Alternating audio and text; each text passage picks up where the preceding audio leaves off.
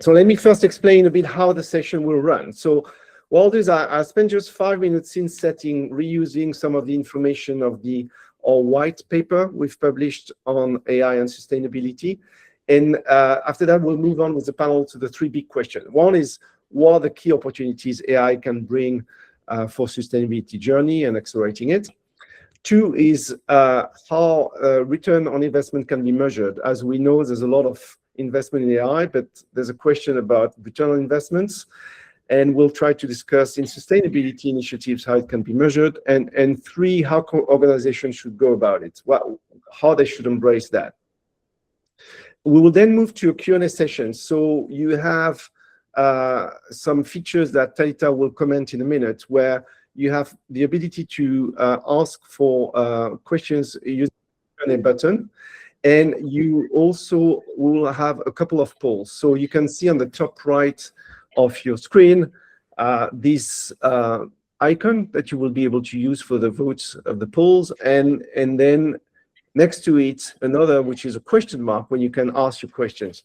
In order to keep the webcast manageable, we've not opened for everybody to share sound and image, but definitely, please, as we go, ask your questions, and then we will use that for the last 12 minutes to ask your questions to the panel. So, having said that, let's start with a poll, maybe precisely, and I think we will then be able to see what you think about that. So, Taita, if you don't mind, I'll hand over to you to share that. Yeah. So the poll is live now. You can click on the top right of poll and read the poll and tell us what you think. Great. So you click indeed on top, and you'll find the poll. And the poll is, I'm reading the question. What do you think will be the impact of AI on sustainability? Do you think AI will have globally a negative impact? That is, additional emissions will outstrip the benefits. Do you think AI will have globally a positive impact, which means the benefits will outstrip the incremental emissions? Do you think it's going to be a wash? So more or less benefits and additional emissions will offset one another, or you're not sure yet? So panel members, please vote as well. Let's also all of us vote on that. And you need to click on, do we need to click on vote, Taita, is that correct? Yeah, you need to click on vote. Yeah, at the bottom right, otherwise your vote won't be counted. So you have to click, and then you have to click on vote. Great. So interesting. So far, not all participants seems to have been able to vote, but I think we can see that the majority of participants are not sure yet, and that's hopefully a good reason to have this webcast today. So thank you for the vote, and let's move on to the scene settings. So Taita, if you don't mind sharing the slides, and I will start. So there is a mixed message from the market on that question we just asked ourselves, right? So there's on one side, some people say AI will be really a dramatic surge of energy. So for instance, Eric Schmidt says that it could be at the scale of entire countries in terms of incremental use of electricity. Elon Musk is saying actually the fundamental constraint of AI is not chips, this is electricity, and we won't be able to address that. And then you have other voices like Bill Gates saying, well, AI will bring efficiency to a point where countries will actually consume less energy than they are doing today. And other people like Kai-Fu Lee, who is the ex-Google China president, who says actually that prediction would be absolutely drastic, down to 90% when it comes to electricity generation and material science and others. So it's pretty hard. So what we're trying to do is trying to get a sense of that. But let's start first to look at the actual footprint of AI. So that chart is using on the left a projection from IEA, and looking at the data center themselves, and not only not the rest of the IT, so not your computers, not the switches, Wi-Fi, you name it. So you can double those numbers. But if we stick with data centers, the idea is 1.5% of the global electricity today is consumed by data centers. And today, roughly 20% of the data centers are used by AI. Projecting that, you have different scenarios that the IEA has done. The highest is called the lift-off, is one where the consumption will move from 1.5 to 4.5, so triple. And then you have different scenarios depending on how efficient would be the data centers, whether the headwinds. So the most conservative would be 2%. So in the grand scheme of things, we could think, if we take the lift-up scenario, that plus 2 to 3% of global electricity consumption would be the consequence of AI. What does that mean? Well, that means roughly 1.5 the consumption of Germany. So that's indeed the consumption, which is very close to the consumption of countries.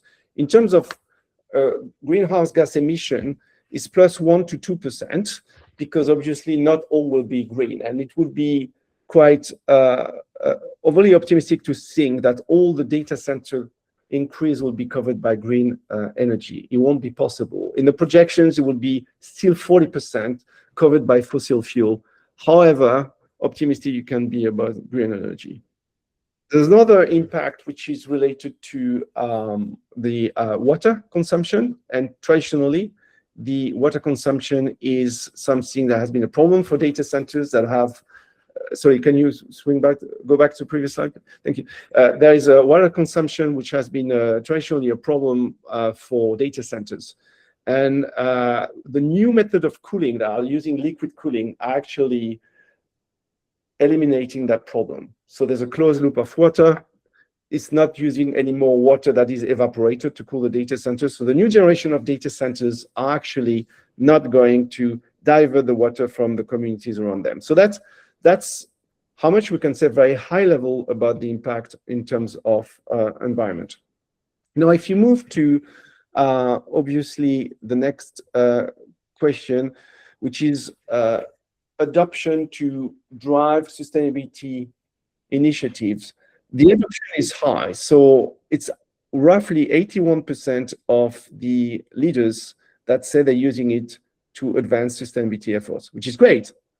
But the execution still lags. And actually, if you can press next, 65% of the leaders don't know how to operationalize it, right? And I think we might have observed that on the personal front. We use a lot of AI on the personal front, and we can use it with, research and different things, but it's not necessary that the corporates have really adopted massive AI transformation. So in terms of what to do with it to help with the sustainability journey, if you move to the next slide, we have, through our research and white paper, identified 5 areas: grow revenue with new offerings, improve the renewable energy optimization, decarbonize the operation, waste and circularity, and carbon intelligence. So I'll go very briefly through each of them before we turn to the panel. So grow revenue with new offering is really around the product development and the research. So for instance, Microsoft and partners have been able to find in a matter of weeks materials that can help reduce the percentage of lithium in batteries by 40%. And that was compared to what would have been years before. So a strong reduction in terms of R&D timeline, strong reduction in terms of product development costs. The next chapter is renewable energy optimization. There's a lot of elements around forecasting the weather for renewable, being able to better manage the grid, better manage the wind and panels, and also optimizing the grid, supply and demand in such a way that it can improve the efficiency by 10 to 15%. The next chapter around decarbonized operation cuts across all the industries. So examples here are building by 10 to 25%, primarily optimizing through AI their cooling and heating, manufacturing, optimizing their operation, and even data centers. So Google, for instance, used DeepMind to improve the cooling of the data centers by 40%, which turned out to actually be a 15% saving on the total cost of the data center altogether. So there's, interestingly, some savings there as well. Waste and circularity is all about improving on one hand, the sorting and the speed, but also the quality of increasing the recycling purity rates by 10 to 20%. And then carbon intelligence is about having much more real-time emission measurements that companies can use to better adjust their operations, but also some digital models that can have regulatory decisions. For instance, the European community has built something called EU Destiny, or is building it, trying to basically be a digital twin of the different policies that could make and see the impact in terms of climate change. So whether those things will offset the negative impact is yet to be seen, and the jury is out, and it's probably way too early to decide whether it is indeed a positive impact. Some studies have suggested there could be up to 20% of greenhouse gas emission decrease due to AI and technology, but let's face it, it's probably too early. So moving on to the next slide, these 5 pillars are actually articulated further in the white paper, and you have the link below. We'll show you a QR code later. But rather than speculating on whether AI is positive or negative, it's probably the best use of our time to think about how AI can help with sustainability. So with that, I'll now turn to the panel, if we move to the next slide, and address the first question: where is AI delivering tangible sustainability impact? And I'd like to start with you, David. Could you tell us how you see EDF embracing AI for their own usage, but also for their own customers? Sure. I'll just quickly introduce myself as well. So I'm David Ferguson, Head of Innovation for EDF here in the UK. EDF's big electricity producer and seller. So we operate the UK's fleet of nuclear power stations. We build and operate renewable assets, and we sell power to homes and businesses in the public sector. And I sit within our research and development team, and we have been using what I would call old-fashioned AI for quite a long time. So machine learning, deep learning as tools that can solve business problems. And I'd say on that front, we're really quite advanced. We've been deploying very specific AI tools to solve business problems for a long time. Some examples of those would be things like AI for inspection. So automating the inspection of wind turbine blades for defects, automating the inspection of graphite in the reactor cores of our nuclear power stations, inspecting concrete in some of the physical structures. So really quite advanced models that we've built ourselves. But this is very much hardcore R&D technical skills that you need for this. Very successful, but very, very specific. We've also been looking at this new wave of generative AI, and most of those would be, I'd say, quite boring applications, but the kind of predictable things. So automating a lot of customer service interactions, so triaging customer needs, assisting people who are talking to customers, doing sentiment analysis of customer interactions, and then a whole load of automation in the background. All of that is incredibly valuable, but it doesn't really scratch the surface of what the potential is. And so I think that the next wave of innovation for us is going to be really, how do you take these incredibly powerful tools and first of all, make sense of them, which is not an insignificant task because they change so quickly and new tools coming out all the time, and then find the use cases that are genuinely beneficial. And you talked about some of those, Jean-Jacques, on your chart, but there are some incredibly exciting areas, things like new battery chemistries and new synthetic fuels that can be designed with AI. And I think the really big one is how you use AI to operate the electricity system of the future. But I'll stop there and let someone else make a contribution. Fascinating. So I'm sure we'll come back to that. Thank you very much. So moving on to you, Andrew, and maybe you can introduce yourself further, but maybe you can represent today a bit the voices of the AI startup that are part of your cohort. Where do you see the biggest initiatives and maybe giving us a bit of flavor would be great. So. Yeah, brilliant. Good afternoon, everybody. So I'm Andrew Wordsworth. I'm the co-founder and CEO of Sustainable Ventures. Many may be familiar with us, but we are Europe's largest growth partner for climate tech startups and scale-ups. And we supported over 1,200 companies to date through investment, through building community workspaces, and through expert advisory. So last year we worked with Cambridge Judge Institute to basically develop, I guess, we call it the AI pyramid. So there are 4 levels in that. So what we're seeing is, the first level 0, is AI assisted. So that's where people are using tools like Gemini and stuff like that to basically enhance their some day-to-day productivity. At the next level, we've got AI enhanced. So companies like Batchworks, for example, are automating their core product without basically really moving forwards. The other example there is we're seeing hardware companies like Deep Blue Biotech are reducing their R&D cycles from about 2 years down to about 6 months by using AI to enhance their lab processes. As you move up to the next level, you've got companies like Urban Chain, for example, who basically provide peer-to-peer matching between producers and consumers. Using AI allowed them to increase their revenue by 10-fold over a period of 18 months. So you're really seeing these new revenue streams coming out. And I guess at the top level, you've got obviously where lots of investors are focused in kind of AI innate. So companies like, the example there is I use Danu Robotics. They have an automated waste recycling problem. Their company would simply not exist without AI.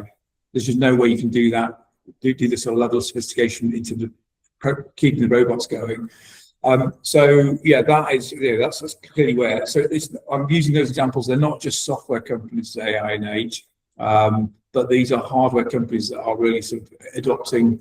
And as you know, solving climate change is a hardware problem. It's not a software problem. Thank you. Thank you. Really insightful. Thank you very much. Moving on to you, maybe Vinod, if you don't mind, again, introducing yourself and your trajectory in the AI space, and what are you observing in terms of key areas where people are investing in AI for sustainability? All right. Thank you. Hello, everyone. This is Vinod Singh. I'm a co-founder and president of Consider's, a UK-based company. And so my job is mainly around implementing AI. I've been doing it for 25 years when it was not a cool thing, when it was a boring thing till now. And I think the biggest challenge I see is around AI is a powerful tool, and everybody is so excited about it, and there is a reason to be excited, but there's lots of hype into it. So I've been doing spending especially last 3-4 years since Gen AI came in to guide the companies. John Jack, we did some workshop and everything else to help them. How do you take the hype out and focus on the real value generation? So in my view, one of the most tangible area where AI is really going to deliver this sustainability impact is optimization of these energy systems. So we all know that energy generation, distributions, and consumption have always involved very enormous complexity. So very complex to model the kind of the generation, the demand, and everything. And you've got this fluctuating demand, intermittent renewable supply, aging infrastructure, and all those challenges. And AI is particularly good at solving these kind of a dynamic optimization problem. That is kind of a core suit of an AI. So that's where I feel that if you attack that, is going to really give you some tangible benefit. As you mentioned in your slides, the smart grid management, you see almost every country is now moving towards adopting the AI to optimize the smart grid. And a very good example is the UK did lots of good thing around their national grid, ESO kind of things, where what they do is UK grid is increasingly being powered by the wind. And we all know that on a very windy days, the grid often has too much of a power. So then they had to go back and ask the wind farms to shut it off because it's too much of power. And then when you have a normal day, no wind, then you got to really low power generation. And then they were relying heavily upon these carbon heavy gas plants to fill the need. And they did lots of AI and machine learning based kind of solution, which really they connecting thousands of sensors and weather stations and historical usage patterns and everything else. And then they built this model, which is called look ahead model, that allows the grid to balance itself more precisely. And as a result, they have been able to optimize it to a point where there are many bigger windows where the grid is operating on the renewable energy, much bigger window than it used to be before, and relying less on the carbon fuel. So that's why I think it's a core suit and core strength of an AI, like optimization problem. Thank you, Vinod. And then turning to you, Nasser. So it's maybe not that usual to have a lawyer on those panels, but actually AI has a. So first, in your position, you see all your customers moving, and really keen to hear where you think they're going with that in the sustainability initiatives. But then there's also another element in terms of regulation and responsibility. So for instance, if you have an AI software that optimizes the grid, to reuse the example of Vinod, and at some point of time that software goes wrong, and then a big chunk of a country goes without power, like what we saw in Spain and Portugal, who bears the responsibilities? Who bears the implication of a plant that couldn't turn, etc.? So people tend to often forget that when they get excited by new tech. But maybe you can also give a bit of a perspective on where you see your clients are going, and those regulation elements.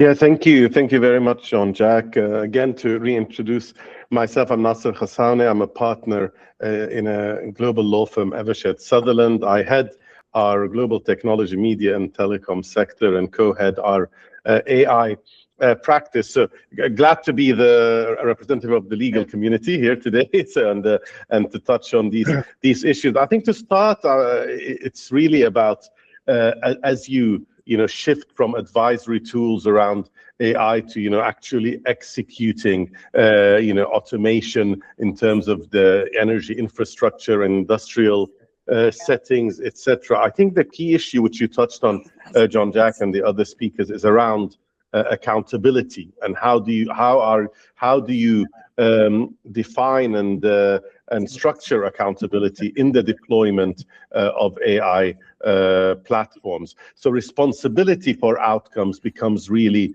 important, and it becomes quite unclear at times. So when AI drives decisions such as grid balancing, predictive maintenance, asset optimizations, or emission forecasting, it's often very ambiguous where liability sits. Is it with the model developer, the cloud provider, the data supplier, the system operator, or the asset owner? So issues of defining liability and responsibility in such setting becomes very difficult. Likewise, there's the issue of explainability and defensibility. These become essential. As you know, regulated sectors require decisions to be auditable and explainable. So many organizations would lack the sufficient governance around documentation, and more importantly, human oversight, because human oversight lies at the heart of all AI deployment. There has to be human oversight, but how do you structure it when there are AI assisted decisions, and is there enough governance around that? Also, I think we touched a bit, and you touched, Jean-Jacques, in your white paper and your presentation on the issues of the use of energy in terms of data centers, and that is increasing significantly. So there's an issue around how AI's own footprint would be measured, reported, and attributed in terms of emissions. So AI is both shaping decisions and will play a massive role in that respect, but there needs to be the right level of governance and structure around that. And then there's also the issue of the AI's own risk when it comes to energy consumption and how you structure that. So it's an interesting area in terms of legal departments, I would say, of energy companies, in terms of how do you structure your use of AI in a way that's transparent, that's explainable, that is responsible in the long run. And obviously, all those questions are probably some that need to be addressed by the legislature at some point, and legislators are probably catching up with the technology like we all are. So do you see, how do you see when things will happen, like when the problem happens, just like the one you described, and thinking about the layers of responsibilities, how concretely is it going to work? Do you see any litigation happening in that space? So there's a number of issues actually, John-Jack, there. I mean, in terms of the regulatory landscape around Gen AI generally, I would say when it comes to in-house teams in energy companies and across sectors, what keeps GCs up at night, I would say these days, is the fragmented regulatory framework around artificial intelligence and Gen AI. There's no uniformity, there's no harmony, and when it comes to it, all that we're talking about is essentially cross-border. It's not confined to jurisdictions, but unfortunately, there's an almost complete lack of harmony around AI regulations, and you have different models evolving. You have the EU going for the legislative approach with the EU AI Act with its layers of risk. You have in the United States, UK, a more hybrid approach, a more sector by sector approach, a more principles based approach. Same in the UAE, Saudi, many other countries. So it really depends where you are, and you have to be constantly monitoring regulation as you develop those governance frameworks. There are, I would say, a number of common principles evolving around, responsible AI. We touched on it just a bit now, accountability, explainability, most importantly, human oversight at all levels. So organizations can sort of, develop their procedures and policies around AI, around basic principles that are evolving. There's the OECD framework and other organizations that provide some guidance, but still you have to be mindful country by country to monitor AI regulations and make sure you are compliant, which adds a lot of headaches, I would say, for in-house counsel. But can create some good business as well for smart people like you. That's for sure. So I'd like to shift back to David. David, you left us hanging as talking about the use case for the future for AI. And before we move to the return on investment discussion, you talked about some basics maybe, and that was maybe connected to the pyramids of Andrew, right? But can you tell us more about how you see application of the future? So for instance, we hear a lot about AI that will help finally nailing the fusion energy challenge that people have been struggling in the past, and other elements. Can you tell us a bit more about the new frontiers of AI from your perspective? Well, I can attempt to. It's pretty hard though. For me, I think there are two broad areas that are going to be fascinating. There is the scientific discovery and enabling these new technologies like fusion, as you mentioned, and then there's the how you operate the system as well. But if we start with the new technologies of the future, we are already seeing that AI is being used to rapidly accelerate the development of new technologies. You talked about Microsoft and their experiments using AI to develop new battery chemistries, so new batteries that are much cheaper, much simpler, can operate better, a lighter weight. And we're seeing that employed in so many different areas. The way that you can use synthetic biology powered by AI to develop new synthetic fuels that will solve things like aviation, which is a particularly hard to abate sector. There's the grand challenge of how you decarbonize the production of ammonia, which we don't completely know how to do. It's an incredibly complex chemical process, but one that maybe AI can solve for us. And fusion's a great example, understanding what happens inside a fusion reactor, being able to model that.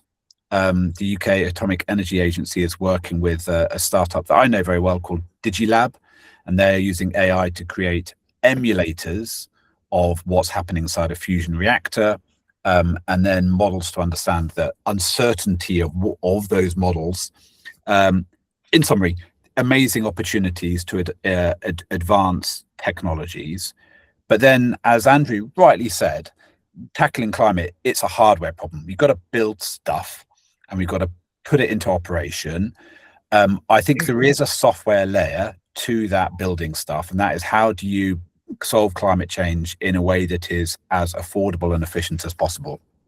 And so the future, I work in the energy sector, and it's gone through enormous change. 20 years ago, 30 years ago, you had big power stations, long lines, end users, pretty straightforward to operate that.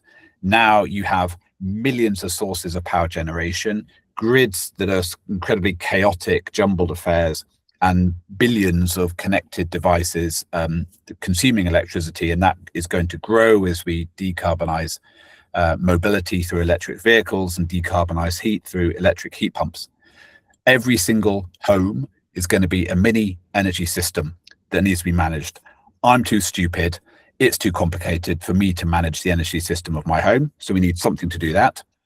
And then the system of systems itself needs something to manage it. And so you will need some sort of AI overlord as well to coordinate all of that in the most capital, resource and money efficient way possible. So I think for me, they're the two big exciting areas, new stuff and then making it all work nicely together. Is there any concern that, similar to what Nasser alluded to, that the human oversight of AI at some point will become too complex? Probably. Yeah, but not probably. yet.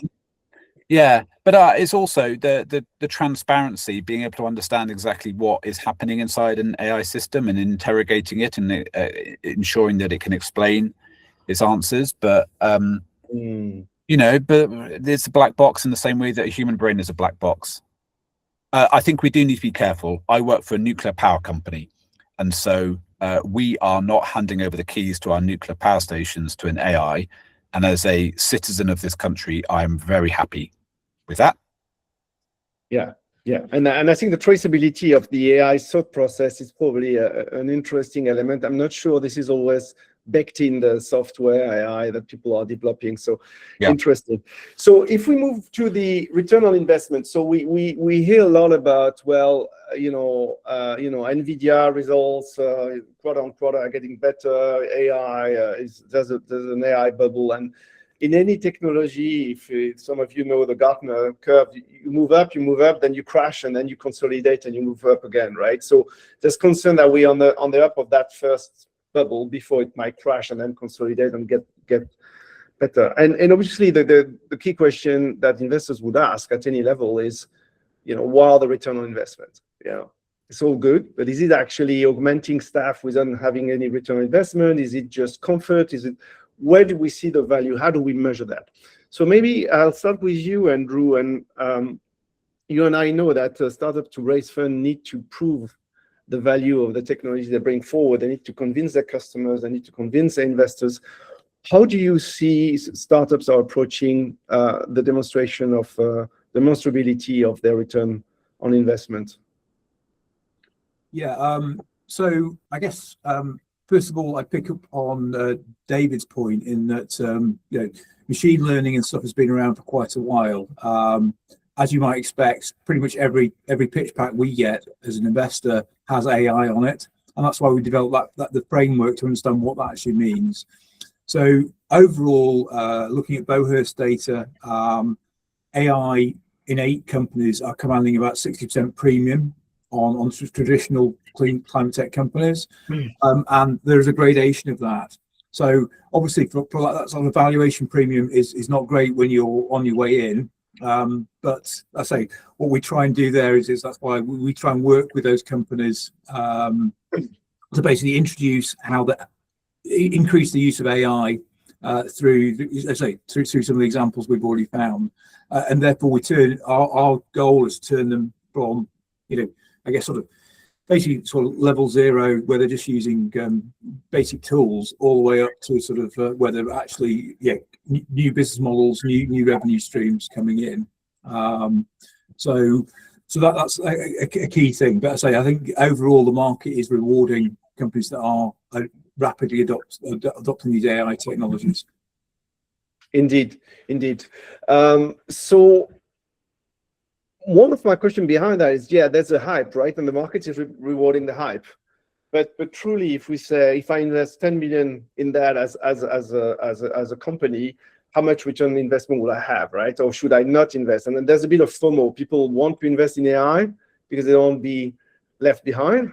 There's a bit of a collective FOMO that doesn't make value, right?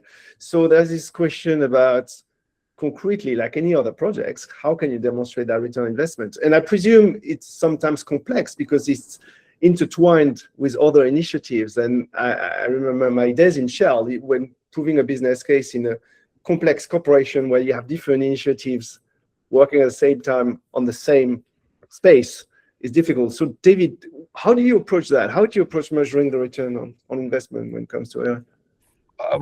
Honestly, it's really hard, and it really depends what you want the return to be. Is it about decreasing your costs? Is it about generating new sales? Is it about your reputation with your customers and your customer satisfaction? Is it the satisfaction of your employees? Is it resilience? It really depends what it is that you actually want to be generating as a benefit. So if you take some of the things that we've been working on in the old-fashioned machine learning side, we have a massive constraint on the availability of experts. So experts who understand what happens to a wind turbine blade, experts who understand what happens to graphite. We don't want them to be spending their days just trawling through images. So by automating that, you free them to do much more useful stuff. That's just a very simple case. On the customer side, using some of the more advanced Gen AI systems, it's speeding up customer interactions so people aren't left hanging, making sure that our customer service agents are only dealing with the more complex tasks so everyone gets a better experience. So it really depends. I don't think there's a secret answer for how you measure that, but defining what you want the outcome to be is important. I'm trying to rack my brains because I saw some really interesting research recently which showed that the return on investment for small AI projects is much better than the ROI for big AI projects in enterprises. Basically, big ones, much more stress, much more governance, much more control, and it just gets bogged down and turns into your typical corporate nightmare. So we're really now focusing on the small stuff. So giving people, a select group of people, the ability to go and basically play, identifying tools, identifying use cases, experimenting and sharing their experience. So really kind of minimal investment with also minimal risk. And part of that is because we're a risk-averse organization. So starting small, identifying the correct tools and the correct use cases and the associated risks is a better way to start. No, thank you. Thank you very much. Vinod, over to you. So it's true for sustainability projects as other AI projects. What are the return on investment you see typically from AI on your projects? Yeah. Thank you. I'll probably add on top of what Andrew and David already said. And in one of the biggest problem when it comes to the ROI is that hype. So I see a lot of companies or lots of leaders, they start with saying AI is an answer. Let's figure out a question. And to David's point, like if you don't know the outcome that you're after, you don't know exactly what the problem you're trying to solve, and then you look at the AI saying it might do some magic, I would say that you're going to be disappointed towards the end of it. So a starting point is what exactly you want to solve. Is it, and I think there are multiple areas that people can look at, but I think I would put it into like 3 or 4 different major buckets. And I think David already, I think a bit of Andrew as well covered a little bit of that as well, is saying, are you looking for an operational resilience? So let's say if you're a manufacturing company or a energy generating company and everything else, like you can use AI to be more preventive maintenance, or maybe prevent some catastrophic grid failure and everything else. So it's very hard to pinpoint a dollar value to that by preventing it. So that's more of a strategic lens. And then I think the panel already mentioned the speed to insight. So for example, AI can process roughly 10 years worth of weather data in a second and help you to pick up the right wind farm location.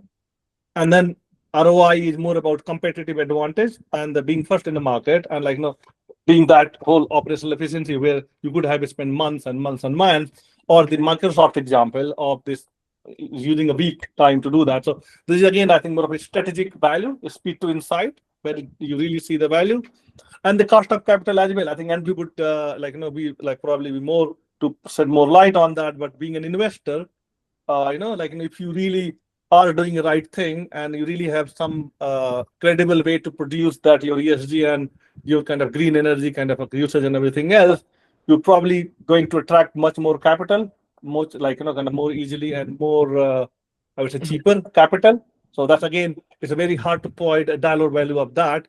And again, as we all know that our generation is where we don't mind doing a bit of grunt work, fine, but the new generation is very particular in saying, I don't want to do any grunt work. So I think it becomes a necessity for you to attract the top talent, and you have to use AI and operational efficiency and everything else so that you can attract lots of talent. So I would say there are 4 or 5 dimensions. So you have to be very sure. And again, coming back to David's point, you need to understand what is your outcome, what you're trying to achieve, what the outcome that you're after, and then look back how AI can help you achieve that. Yeah, no, that's very true. And some cheeky people could say you can ask AI what you should expect from AI, and you probably have some good suggestions out of it. Great, so thank you, Nasser. Any thoughts on this return on investment? Is it something your clients are worried about, or they just decide to explore first and invest and then see where they're going with them?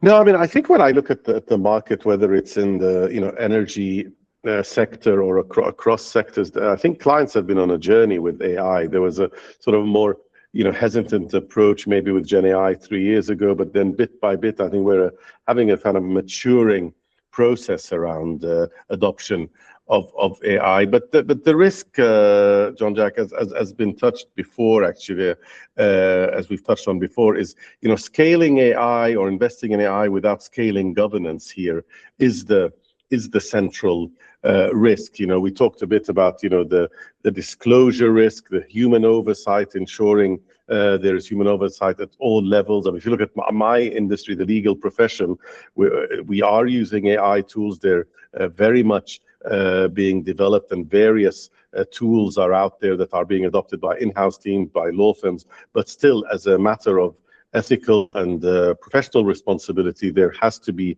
human control. The lawyer has to be in charge of the output. But then sort of as you deploy AI, and in terms of the risks involved, you need to make sure your contracts are upgraded to cover AI specific issues. When you look at the deployment of AI, there's a number of legal pitfalls or challenges that you need to be mindful of. One, for example, is data protection and privacy. Are your AI models infringing on the privacy of certain people, or in the way that the large language model functions? Another area that is, you mentioned court cases. There's a number of major court cases around the world around the issue of IP ownership, and where the large language models and AI systems, as they provide the answers and as they teach themselves the answers, are they infringing on the copyright of content owners in various platforms? That's a massive area as well. There's issues of bias. We haven't had time to touch on that in terms of use of AI, for example, in HR systems, and the various problems this can lead to in terms of employment law. And we touched earlier on matters of liability. So I think the link here, Jean-Jacques, is this issue of, if you're making that investment in AI, if you're deploying it at pace, are you creating the governance around it that protects that investment, given all the number of legal issues that need to be addressed when you're deploying AI? As I said, issues around IP, data, etc. That's the key here, to do it in a way that is responsible, while, as we said earlier, keeping in mind a fragmented regulatory system around the world, and no global harmony yet around AI regulation. Great, thank you. So we'll shift to the third question before we open the floor for questions from the audience. If you don't mind, Taita, moving to the next slide. And that question is, so how organizations should go at it? And by organization, we can mean, broadly corporate, but also startups. So maybe I'll start with you, Andrew. And you see a lot of startups that are AI driven and engage with corporate. And there's always a challenge of driving the change in those big corporations. And I'm sure some of the startups have to convince them to embrace their new technologies, etc. So how do you see that startup and corporate could work together to help embracing the opportunity of AI in sustainability? So picking up on how we deal with our corporate innovation arm. So basically, we're using AI to basically work with corporates to identify what their net zero technology challenges are. So that's the first step in the whole thing. We then have got another tool that we use to basically then match the best startups, not only from our ecosystem but across the UK and even the globe, that basically directly address those challenges. And then so basically that takes out we don't do scouting anymore. We use AI to do that scouting. So that's kind of low value add work. The real value add is then allows us to focus available resource on implementation. So it's a broader thing, obviously, with kind of the overall sort of what we see across climate tech more broadly is, people have stopped talking about what they're going to do in terms of moving to net zero and actually now focused on actually implementing and doing things. So, and there's lots of research. For example, Bain have come up with research that's tracking what CEOs across global companies are really thinking about. So we've adopted what we do in that we don't do the low value add stuff. We now move to much higher value add. Obviously, from our the sort of startups and scale-ups we work with, they're only really interested. They're not really interested in PowerPoint slides. They're interested in how many can I sell more to Amy? Can I sell more to Barclays? Can I sell more to some of your corporate clients? So that it's really that's where we're seeing just an example from our own internal side of things. Excellent, thank you. Very, very useful tips. So David, if you had to advise somebody who is a CEO of a corporate who's telling you, I'm a bit clueless in terms of how I should approach AI to drive sustainability, what would be your brief? Well, I think Andrew nailed it, which is you start by being clear about the problems that you need to solve. And AI is one of the many tools that can be used to solve these problems. So yeah, just being clear about your ambition, clear about the things that you want to solve. I do think though that AI it is a bit different, and it does allow people to think differently about some problems. We had a session with our exec team a few months ago, and we were talking about AI, and the conclusion was that they didn't particularly understand the benefits of AI, but they absolutely understood the risks. And therefore, as an operator of nuclear power plants, they were like, well, okay, we're not going to go all in on this. They need to understand what the benefits are. So I think enabling people to experiment in a controlled way, to build out the collection of use cases and tools that are powerful and translate them into real use cases for that organization, allows the exec team to then understand, well, what is the potential of this new technology that everyone's talking about. So starting small, but also looking at how they can focus on the specific sustainability challenges of the organization. Yeah, and to your point, it's better to have many small initiatives in typical R&D rather than trying to have a big program, right? Yeah, for sure. Fantastic. Vinod, what are your thoughts here in terms of recommendations you'd give to companies to address that challenge? Yeah, so my first one would be again in line with what the other panelists would have said. So I do also do a bit of investing as well. And whenever I see a pitch that the first page of the pitch is all about AI, not talking about what exactly the problem you're trying to solve and why you think so I simply don't read that. I mean, okay, it's fine. So it's like, as people said, I could take a problem. There are lots of problems, and if I take example of my company, consider in 2019 we attempted to solve a problem for insurance market.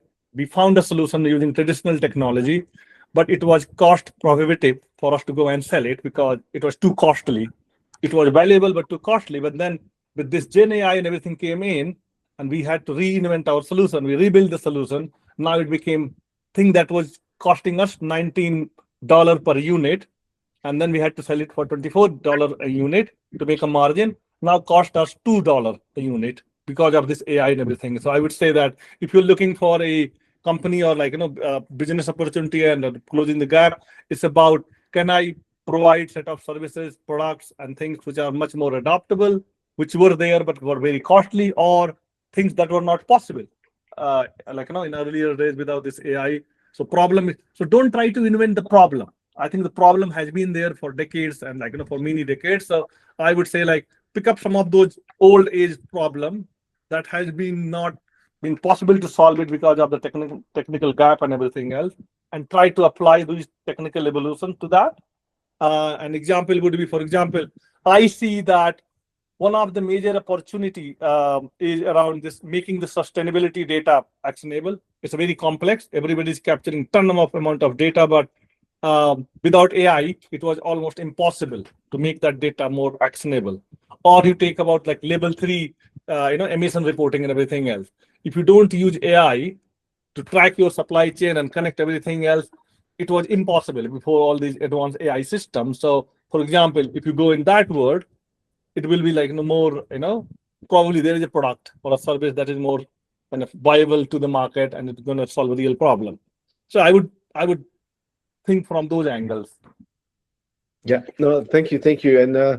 And Vinod, I think we've worked with together with some customers to do a value mapping of AI, right? And that's also something that can be really helpful to say, you don't know what you don't know, but you don't know what AI can bring to you. So you're trying to do a simple exercise of mapping the potential of AI with the problems and try to map that. So definitely a useful exercise. I'd like to move to the question from the audience with a few minutes late. But before I do that, Nasser, was there anything else? Clearly your recommendation is to have a strong governance across the organization. That came across very clearly. Was there anything else you wanted to add in terms of advice to companies? No, I mean, I think you said it, Jean-Jacques, that sort of, with terms of investment, obviously keeping an eye on regulation. I mean, when you look at the EU AI Act in Europe, I mean, that will obviously steer investment towards applications that are easier to govern, that rather than opaque, high-risk systems. I mean, these are the types of considerations to keep in mind as you make investment decisions. I think that's the main takeaway from a legal perspective.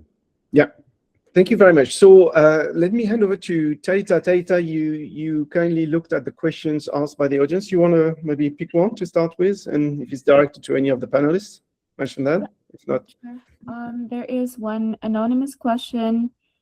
What strategies can startups use to adopt AI for sustainability when they have limited resources and money? Interesting question. Andrew, maybe to you. My recommendation is join our NCTA program, and that will allow access to both our network and Barclays network. That will allow us to sort of do a diagnostic. And as I say, we've changed the advice we give very much towards focusing on how solving that problem. So yeah, look at our website and do get involved. Okay, and beyond logging onto the website, it's just if you can give a flavor of what it is it giving some simple advice if you're a startup which is not focused on necessarily sustainability to use AI for sustainability, you'll have tips? Yeah, so obviously the first stage we do is an AI-enabled diagnostic that looks at where companies are in their journey, and then that moves on to about sort of like a day of one-to-one advice, plus access to Barclays business banking, wider sort of network as well in terms of investment and stuff like that. So whatever stage you're at, either we can cover it as SD or Barclays can cover it. So yeah, sorry for the shameless self-promotion, but that's definitely, I would say that's the best way we can do that. We can definitely help them. It's completely free to the startups. Yeah, it's for the greater good. No, we like it. Taita, next question, maybe. Yeah, next question is, how important is transparency in AI models when they are used to inform sustainability decisions? Oh, very good. So maybe Nasser, you're a good candidate for that. Well, I mean, this is the underpinning of pretty much all regulatory frameworks out there, whether it's by law or whether it's the principles-based approach, sector-based approach we see in other countries. That is evolving everywhere. Transparency is key. If I look at our own profession, not necessarily like a sustainability point, but our own profession, more and more, the key here is if you are using AI in the provision of legal opinions or in any other legal work, that has to be transparent, that has to be disclosed, that has to be easily communicated or clearly communicated to our clients. And that cuts across the other uses, including in sustainability. So transparency is one of the underlying principles evolving around AI deployment. Thank you very much. Maybe time for a last question, Taita. Yes, the last question is, we'll need to collaborate with AI more and more. Do you see the need of any new collaboration skills to be able to maximize the output of collaboration with AI? Interesting. I'd like to, David, maybe for you to comment and then Vinod. So. I honestly don't know how to answer that. I think with any new technology, it takes time to understand it, doesn't it, and how we use it. So I think the only real advice is to start. Thank you, Vinod. Yeah, I think I would exactly agree with David. I would say, rather than there are lots of hype, there are things. The best way is, rather than to ignore the headlines, news, and everything else, get your hands on, try it yourself, and feel it, rather than.